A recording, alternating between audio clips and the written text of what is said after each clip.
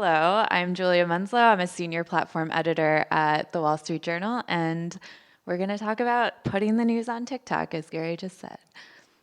So first off, why TikTok? But first, can I get a show of hands from people in the room? How many people here are already on TikTok in some way? Great, we're at a good start then. So some of this you might already know, but there are more than 1 billion users on TikTok. Users are spending an average of 89 minutes a day on this app, and they open it up to 19 times a day. That's huge. So people are really spending time here. They're active here. They want to be here. And it was also the world's most visited site on the internet last year. So if you don't already know, people are already talking about the news on TikTok. So just because your news organization or your local paper is not there themselves, someone else is already talking about something that's happening in the world, in your community, on this platform. So it might as well be coming from people who are trained as journalists, trained in verification and fact-checking. So let's talk a little bit more about the audience that's here, that audience of over 1 billion people. So 17% of the audience is about 13 to 17, which is pretty young for a news consumer, and 42% is 18 to 24 years old. This data is from April 2021, so it might be a little bit different at this point, but everything suggests that TikTok is still pretty young for the audience, although we do think and we do see that it is starting to age up as the platform expands.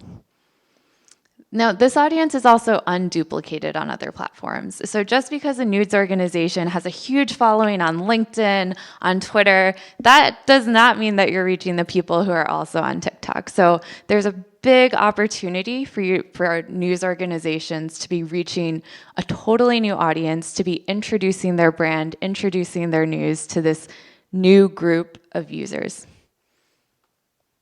So what does this young audience want in terms of news consumption?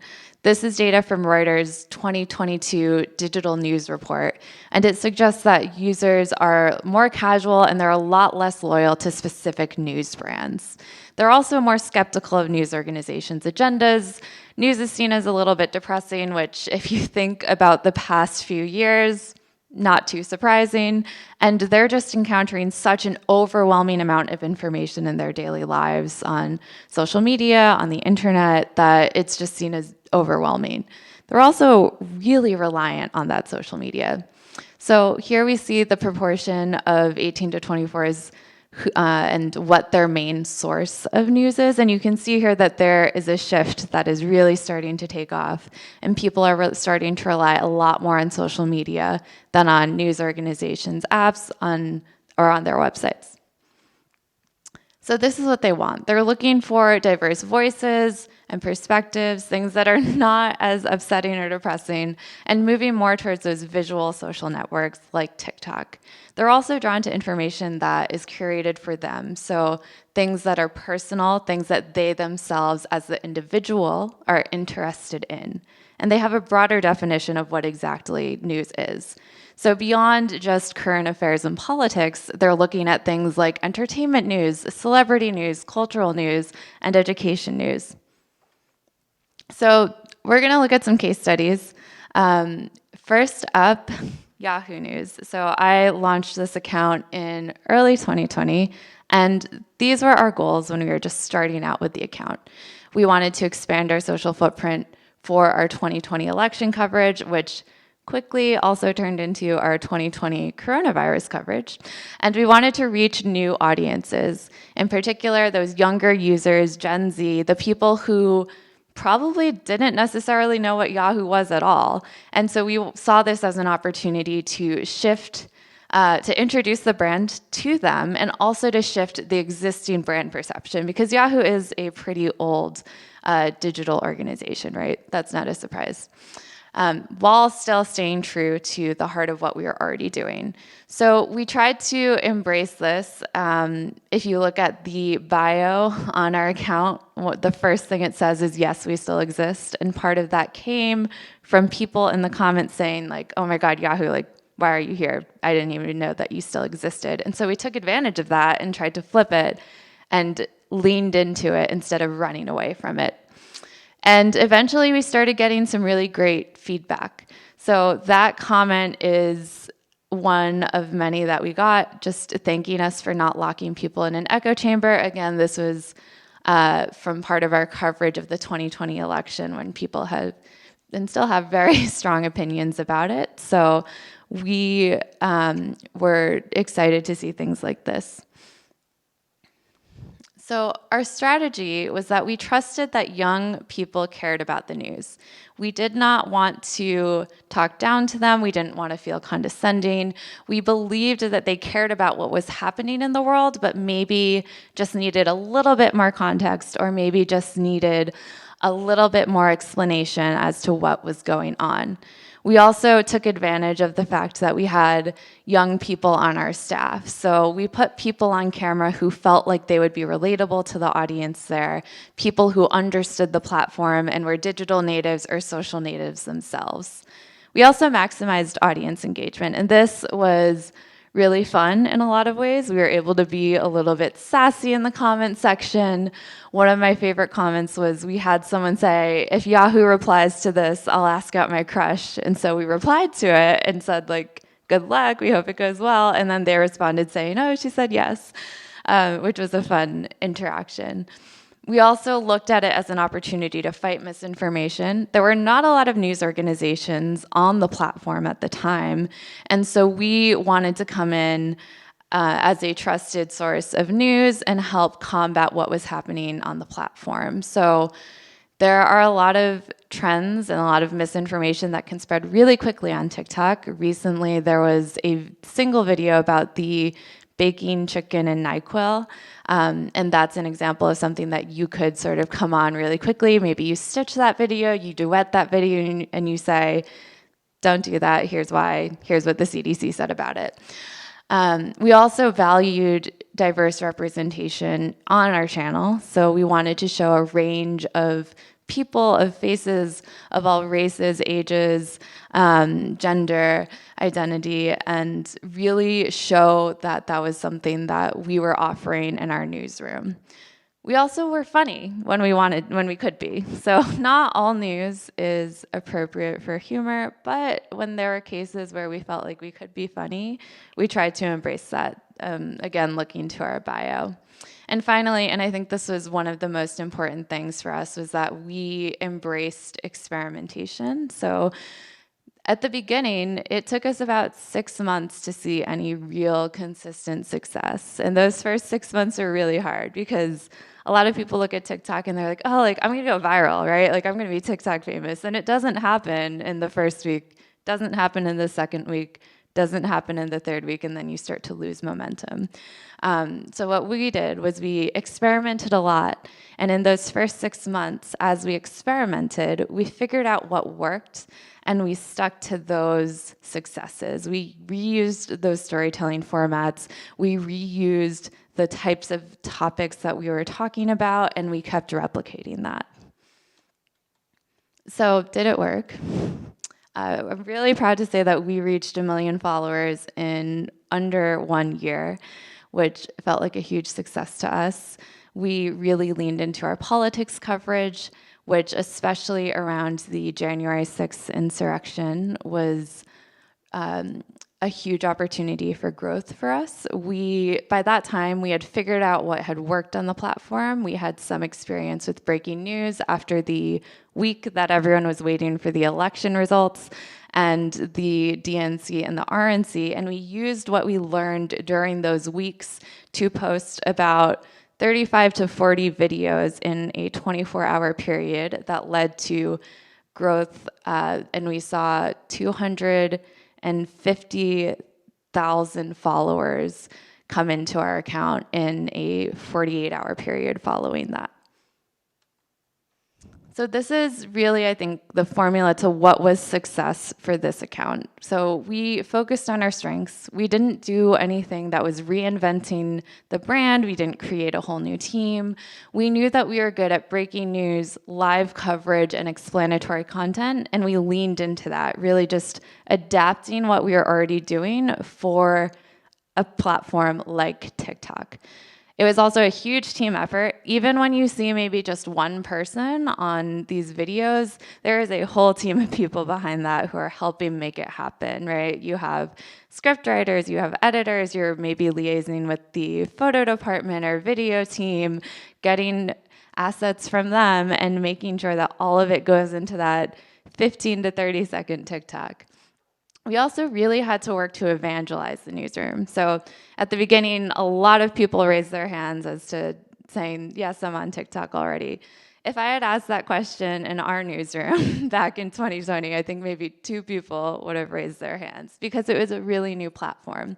So we had to do a lot of work in terms of teaching people about what is TikTok, what is on TikTok, how do you TikTok? But once we did that, we were able to find a lot of internal champions for our work. And these people weren't always people who were working on the TikToks, but they were people who were celebrating what we were doing and helping spread the word that, hey, this is something that is doing really well. I don't know a lot about it, but I'm willing to learn, like you should too. And it got up to the point where the CEO of the company started to celebrate what we were doing and help us in our mission to sort of evangelize the newsroom. And we also kept at it. As I said, those first 6 months were really hard. TikTok at the time had not released almost anything about how their algorithm works. Now we have a little bit more information, but at the time it was a total mystery. So it was a lot of working across teams, working with our analytics team, and really trying to understand, how does this algorithm work? How does it prioritize information and formats, and what can we do to take advantage of that and make sure what we're doing is getting to the right people? So moving on to the Wall Street Journal, we launched this account only a few weeks ago. We're not 1 month old yet, and it's been really exciting to, again, be in another period of experimentation for a news organization's TikTok account. Something I didn't think would be happening twice in my life, but here we are. So our goal for this was to introduce the journal to younger and more diverse audiences, and the newsroom really started to recognize that this was a platform that was a really quickly growing source for news. So again, people were talking about the journal's coverage on TikTok long before we were on it, and so we decided we need to be on there leading the conversation, fact-checking the information, making sure that people are getting the information that we want them to. And we also saw this as a big opportunity to introduce the journal to this younger audience. So our strategy was to sort of look at the Venn diagram of what is TikTok and what is the Wall Street Journal and find what that middle section is. And so we settled on a fun, creative voice appropriate for TikTok, but that still provides that trustworthy reporting and information that the journal is known for. We also decided to focus on these main areas. So we wanted to go into this having some sort of guideposts. We didn't want it to just be the wild, wild west, because there would just be so much content that it would be impossible to sustain. So the journal is really good at personal finance, careers, and tech coverage. And we identified those 3 main areas as things that we thought that the audience on TikTok would care about, would want to know about, looking especially at the young 20-somethings on the platform who are maybe in college, about to graduate, are starting that first job, or are looking for that first job. We also plan to feature content from our magazine, so leaning a bit more into that celebrity and entertainment news, as well as some of our premier events. So, for example, we have our Tech Live event starting on Monday, and we're planning to do content that is exclusive for TikTok at that event, which will be really exciting. I told my boss I would put up this slide, so please follow if you're on TikTok at Wall Street Journal. Thank you. So how does this all relate to 5G? So as we've already heard from some of the speakers at the conference, 5G is incredibly powerful, but there are some issues with it as well, or potential things that we need to think through. It could increase the audience as video streaming becomes a lot more popular across platforms. We're also thinking about how the production and publication of these short form videos becomes faster. So what does that mean for things like breaking news? What does that mean for live coverage, especially live video streaming on mobile? Looking back to, for example, the January 6th insurrection coverage that we did at Yahoo, would that have meant that we had our reporter who was on the ground live streaming what he was seeing in real time? And what would that look like? What are the ethical implications for that? How do we verify that in real time? Also looking at more videos with AR or VR. If you're on TikTok, you've probably used a filter that includes one of those things. And finally, what does this mean for access to news when we're looking at who has access to 5G, who will have access to these live streams, to these videos quickly, if at all? And so if we're looking at these predictions and how they might affect TikTok, these are some things that I've been thinking about. So looking at what it might look like for the audience to be even broader than it already is. How might you continue to diversify your video offerings in order to meet that broader audience? What sort of experiments can we do with AR and VR? TikTok has opened it up so that people can submit their own filters, their own effects on the app. How might news organizations take advantage of that? And of course, how can we make sure we're keeping an eye on emerging trends and staying up to date with them? TikTok moves really, really quickly when it comes to trends, and so it's important to stay on top of those so that you don't look like you're doing something that was trending maybe like a month ago as opposed to something that is trending right now or something that is about to trend later this week. So now I wanted to talk about how can you bring all this back to your newsroom or even to yourself as an individual journalist. We are seeing more individuals find success on the platform. Some of them are trained reporters and some of them are not trained reporters at all, but they have started to share news that is relevant to them, whether it's a doctor talking about science news or just a person who's really interested in celebrity news and is talking about that constantly on TikTok. But those are all still ways that the news is happening and being talked about on TikTok. So these are some questions that you should really ask yourself before you launch a TikTok. First, you need to figure out your why. And the why shouldn't be, oh, I want to be on TikTok because everyone else is on TikTok and it's a hot thing right now and I just feel like I should be on there. Really think about what your purpose is, what the mission statement is for the platform. Who are you trying to reach? What are you trying to accomplish? Second, you want to really think about what resources you have available to you.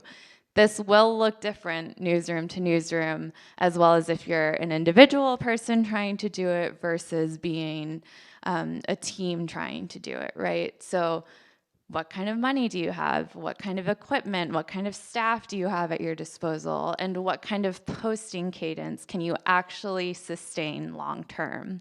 And finally, again, determining your goals. And by that I mean, what does success look like for you or your team on the platform? Are you looking at engagement? Are you looking at brand awareness? Are you looking at monetization, which if you're looking at monetization, there are some opportunities, but not many right now. Although TikTok is introducing a new program in the future that might allow for that. But really thinking about what do I actually want to accomplish on the platform and going in with a purpose is really important.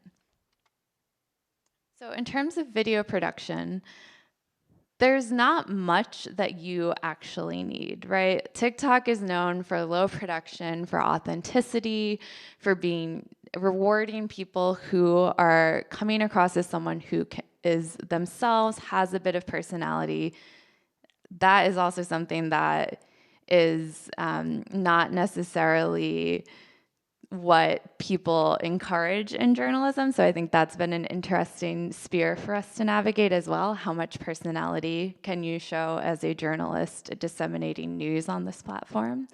And finally, you can embrace the native features in the app.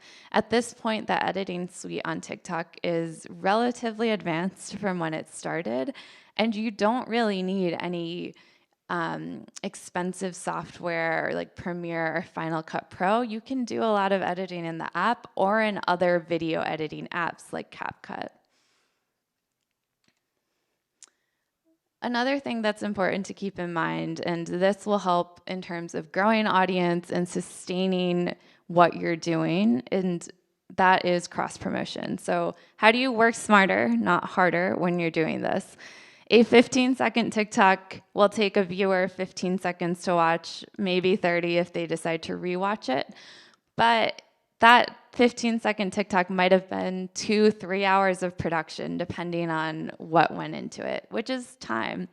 So looking at other short-form video platforms like YouTube Shorts, Instagram Reels, are there opportunities for you to push this out across those platforms, as well as other social platforms that are starting to embrace video, like Twitter, LinkedIn. You could even look at other platforms like Snapchat Spotlight, which is something that is not that talked about right now, but could be an interesting place to explore. And how can you, if you're in a newsroom, embed these TikToks in any stories or in any pages on your platform? So how can you really use this to tell the story in a different way and to embrace the format in a different way? You might be taking an article that is 800 words long and you say, oh, I can do this in a 15-second TikTok, which is really cool and really fun that you get to do that. And so how can you use that to really share the information that you as a journalist are reporting on and already verifying in as many places as possible? So finally, engagement is another big part of this. So TikTok is all about interaction. It's all about community. It wants to keep you on the platform for as long as possible, right? So the comment section can feel like the wild, wild west. People are not necessarily identified as themselves. More likely than not, it's like user 5678 XO exclamation point or something like that. And so you don't know who's there. There's some anonymity, which means that the comment section can get a little wild. So when you're starting out, I would advise you want to be aggressive about setting expectations for how you want your followers and the audience on TikTok to be interacting with you. So if you see any hate speech, if you see any spam at the beginning, be really aggressive about deleting that, reporting that, getting it out of your comment section sooner rather than later. Another great way to increase your engagement is duets and stitches. So duets are ways for creators to add on to what other creators have already made. Stitches are ways for people to add on to the back end of what other creators have already made. There are a lot of news stories out there right now about, oh, this is a trend on TikTok, or oh, this is how this small business found success on TikTok. Could you stitch that person and tell the story that way? Could you duet that person and add on some additional reporting that you've done to further tell the story? And these are ways also that you're able to show the audience, like, oh, here's the primary source, here's an example of what that looks like, which is a way of reporting and a way of storytelling. The bottom line is both of these will really drive up your engagement, and that is one of the biggest indicators to the algorithm that it wants to push out your videos to a much wider audience. Finally, this is also something that's really important to me personally, but taking care of yourself and taking care of any journalists or people who are appearing on your account on camera. So being proactive about the safety of your journalists is really, really important. When I started at Yahoo, I never intended to be on camera, and it is hard. I think some people have already spoken about, and I'm sure everyone knows about how hard the internet can come down on you. It happens on TikTok too, no surprise. So that means being cautious about what's in the background of your videos. A lot of TikToks are filmed at home, in bedrooms, with family photos, with personal information. Be really cautious about if that's appearing in the background of your videos. And that also means that if you're in a newsroom, building in those support systems early. So talk to any cybersecurity people at your organization. Think about, how will you handle spam? How will you handle hate speech if the internet decides to attack this one reporter for being who's on camera? How will you protect them and make sure they're safe in this world? And finally, this is my cheat sheet for just what to remember as you're getting started on TikTok. Finding your mission statement and figuring out that strategy and trying to stick to it. So maybe you give yourself a month and you say, I'm going to post a video every day for a month and see what happens. Don't do it for just a day and then get sad because your video didn't blow up. That's normal. The good thing about TikTok is that it looks at each video individually. So just because one video didn't do the best in terms of views or engagement, that doesn't mean that the next video won't be your video that hits 1 million views. And so again, this is why it's so important to have a strong strategy. You're able to be consistent and be sustainable and keep pushing until you break that barrier of whatever your goal is. Leveraging TikTok's native features. The algorithm does recognize when you do this. So that's a great way to sort of get in on trends, show TikTok and show the community there that you understand the platform and that you're using the tools that it's providing you. And being concise. The sweet spot for TikToks is 11 to 17 seconds, which is always a fun fact to deliver to people in journalism. But keeping yourself short, keeping yourself tight. If you have to do multiple videos, you can. TikTok has started rolling out the ability to upload longer videos, but we are still mostly seeing that videos that are short are what is performing better. If you think about yourself as you scroll on TikTok, you're probably scrolling and watching each video for maybe 1 second and then you scroll. And then you scroll, and then you scroll. And so you have about 1 to 2 seconds, and you can see this if you're on TikTok and you're posting. TikTok gives you a retention rate graph. You can see on TikTok that people tend to move on past your video after 2 seconds. So you have exactly 2 seconds to convince someone that your video and the information that you're offering is worth watching.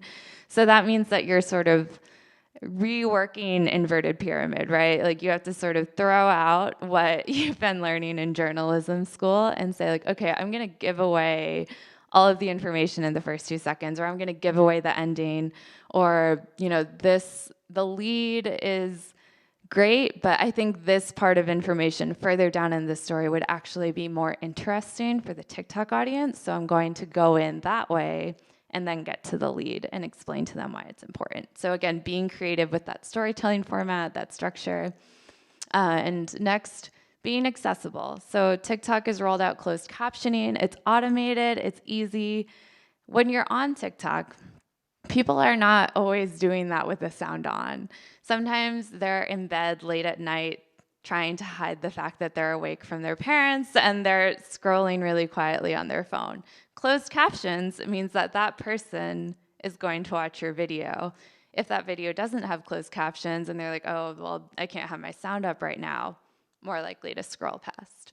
That also allows the algorithm to better understand what your video is about. You're basically giving them a bunch of keywords for free. And next up is providing information that's practical. So something that is exciting, engaging, or informational in some way. And also capitalizing on SEO and search. So recently, there have been some new reports out about how TikTok is being used as a search engine. So people are not going to Google to say, how do I do my taxes? They're going to TikTok and they're watching the first video that pops up. This is an incredible opportunity for people who understand SEO and search, which if you're here, you are likely interested in some way.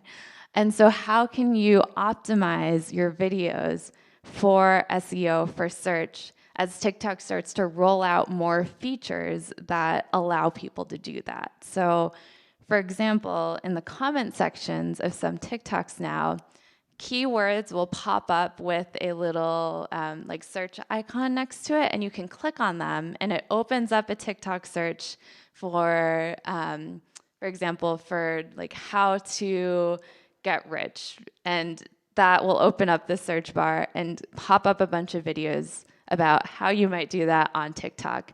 You want your video to be up there and be #1, which it can be if you optimize for search. And finally, don't be afraid to have fun. I think a lot of newsrooms can look at TikTok and they say, oh gosh, like, this is so much work. I don't know much about this. We don't have a team for this. And those are all valid concerns. But I would encourage people to not overthink it. So have fun with it. Don't wait to get on. It's a very saturated platform. It's no longer looking the same way it did in 2020 in terms of which news organizations are on there. And you're competing not only against other news organizations and other journalists, but you're also competing against all of those creators and all of those influencers and people who are already established on the platform.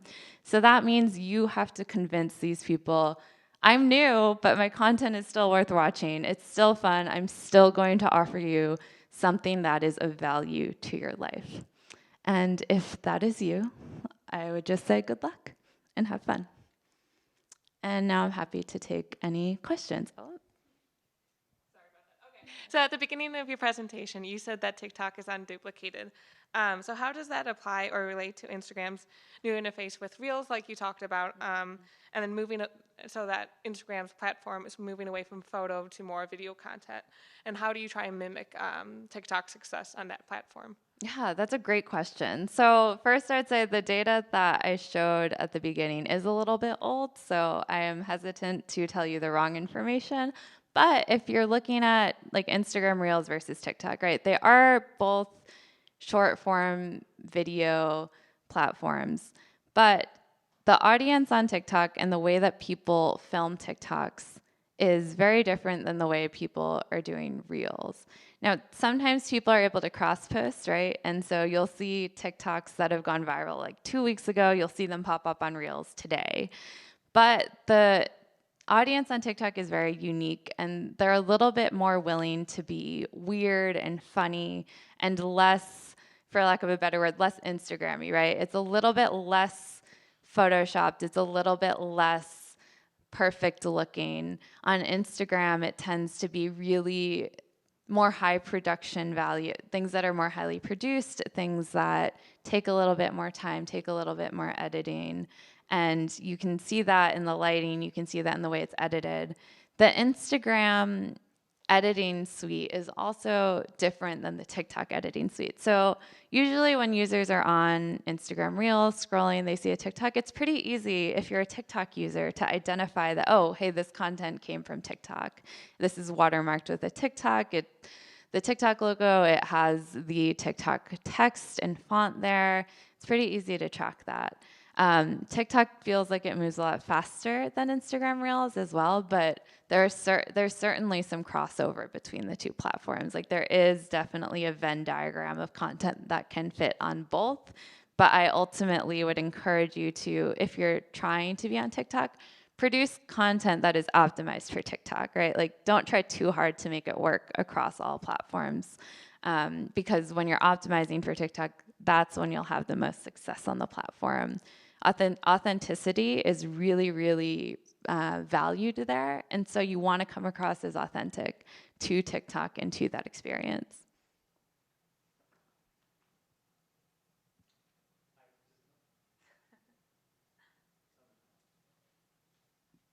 Okay, there we go. I'll preface this by saying I'm a TikTok advocate, and I'm just asking this on behalf of future producers that might be in your role in a couple of years in a newsroom. There's quite a bit of journalism out there that is really critical of TikTok for a lot of different reasons. Wall Street Journal especially publishes a lot of critical content about TikTok. So I'm wondering if you can speak to some of the challenges that you had convincing the newsroom that you should be on there. What were the concessions, or how did you get enough of consensus to actually finally get it done? What was it, this month that you So launched? we did launch this Yeah. month. We have been talking about this for about a year. So as you implied, there were some challenges along the way. I think a big question for a newsroom like the Journal, which is a legacy newspaper, was that we don't really have any TikTok experts on staff right now. So it was something that, as far as I'm aware of, it was talked about before I joined the Journal, and there was just sort of a lack of expertise that was in the newsroom at the time. And so when I came in, the challenge wasn't really convincing them that they should be on TikTok, because they knew they should be on TikTok, right? Like the Washington Post was big at the time, and now we're seeing more legacy organizations like ABC, CBS. They have millions and millions of followers on the app. So that wasn't really the challenging part. It was more about teaching and explaining these are the formats that work on TikTok, and they might not be exactly the same things as what the Journal is already doing and what seems to fit well with the Journal brand. So it was, how do we come up with that middle of the Venn diagram that is TikTok and that is the Wall Street Journal, and finding out what that middle part was in a way that felt appropriate to everyone in the newsroom, which, TikTok is fun. There are dances. So we said, like, you don't have to dance. First of all, you do not have to dance to be on TikTok. Just wanted to put that out there. And second, looking at the fact that there are some places of common ground, right? Like there's already a lot of finance information on TikTok long before we got there. Some of it was not good financial information. And so looking at it through, I think, a very optimistic lens and saying, this is an opportunity for us to come in and help spread good information, and help share the reporting that we already know, was something that we really had to push for, and that took a lot of work, just moving around the newsroom, talking to everyone who would be involved. And it honestly, like, one of the bigger time sucks of the process was that it was a lot of teaching. Even to folks who are already on TikTok, just because you're on TikTok for fun doesn't mean you're on TikTok for news or news distribution. So talking them through, like, okay, here's what news distribution looks like on the platform, and here's what we might do, and here is some training for how to be on camera, because that's really hard, and what resources do we have for this? How can we get a space to film in the very loud and busy newsroom for doing all of those things? So it's just like a lot of planning, a lot of teaching, and again, like that work of evangelizing the newsroom takes a lot of time, and you really have to work on, like, how do you convince someone that this is worth the investment? Hi. I do not have a TikTok, but my dog has a TikTok, and I manage it. And still a sub 1,000 account. Anyways, I noticed that they keep pushing this whole idea of paying to boost your post, They do. which I'm not doing. But it made me start to wonder how much of what we're seeing that's like trending that ends up going to millions is actually paid promotion, and that's really their business model. Do you know anything about that? Yeah, that's a great question. Usually you can tell when a video is paid for on TikTok. They will change the way it's formatted. You might see a link at the bottom, or there will be some sort of like sponsored tag on it. It's interesting because when we were first on TikTok, that didn't even exist, right? Like the ads weren't even there, and now they feel somewhat normal. I am not sure of exact numbers, but I do think it is a huge part of some people's models for this. There are whole agencies that exist, and their business is, I'm going to make you go viral and grow on TikTok, and we're going to do it through sponsored posts or paying for followers, similar to what you can do on any other platform. This was really great, Julia. Just one question is, you mentioned earlier in the presentation about how you set the tone aggressively to figure out what you want, or help the audience understand what they want out of or what you want out of them for your TikTok, and then also using comments to help like increase the ranking in the algorithm. How much time and energy does your team spend on like the comment section?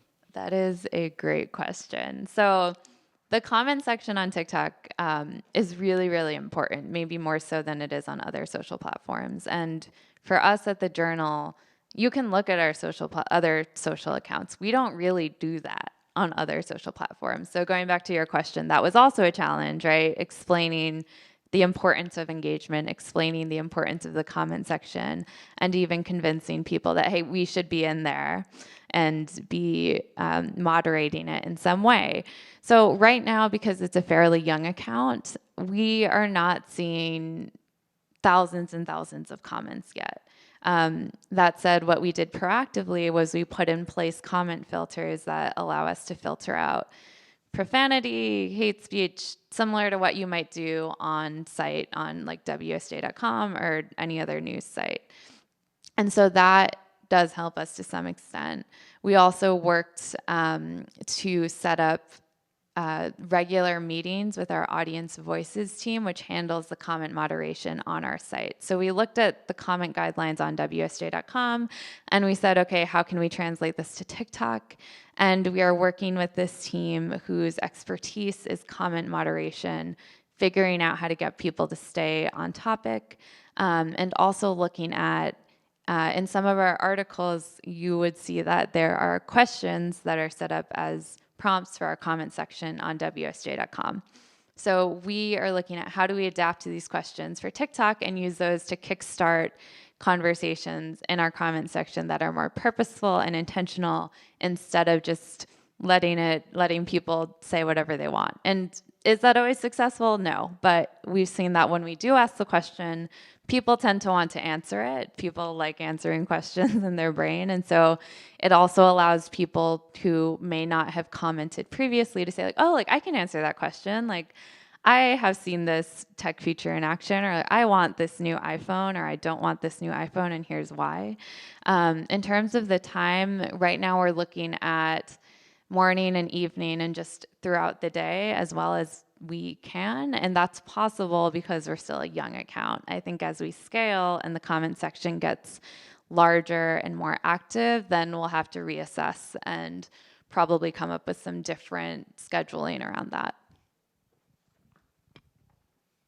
So a bit earlier, you mentioned the Washington Post TikTok. I was just wondering your thoughts on having like a single personality represent the entire brand and TikTok platform for a news organization. Yeah, that's a great question. So the Washington Post TikTok is great. I love that they were so innovative. They were so early on the platform. When I was at Yahoo, we did a couple videos with them actually, which was fun. But having that single face versus having a sort of cast of characters, I think there are pros and cons, right, to both approaches. The pro of the single person is that when you're scrolling on TikTok, the first thing you see is a visual. So people are more recognized by face than by name. So that's one of the reasons why in the early days, Dave was like, oh, it's the Washington Post guy, right? Because his name didn't really matter, but everyone knew his face and everyone knew what his apartment looked like as well, because that's where he was filming all of the quarantine TikToks. It also, if people respond well to that person, then that's amazing and that's a huge advantage for your account. You're able to, really use that person to talk about the news, to feel relatable to the audience, to interact, to be an advocate for your journalism and what you're doing. But then there's the downside of it, which is what happens, right, if that person leaves? What happens if they decide to go to another organization and then suddenly you don't have that face of your brand anymore? And that hasn't happened to the Washington Post, obviously, but who knows? In terms of the cast of characters, some of the advantages are people can go on vacation and take PTO and don't have to worry about who's going to be on TikTok to cover the news if someone is sick. It also allows you to feature a wide variety of personalities, of faces. You really get to show the diversity of your newsroom, which is really important. And different people connect with different journalists, right? Different people are going to appeal to a certain group And then there's going to be this whole other group that another journalist in your newsroom might actually appeal more to, which is expanding the reach of your account. But again, pros and cons to both. I think it's also a matter of resources too, like the practicality of it, and what the best choice is going to be what works for your newsroom. Washington Post having a single face, although they have now added 2 more folks who appear pretty regularly on TikTok. It's been really successful for them, right? Like it has worked for them. When I was at Yahoo, we had a revolving cast of characters with some primary faces, and we found that that worked really well for us. So I think it's about figuring out what feels right and is sustainable for your newsroom or for you as an individual, and going with whatever that is.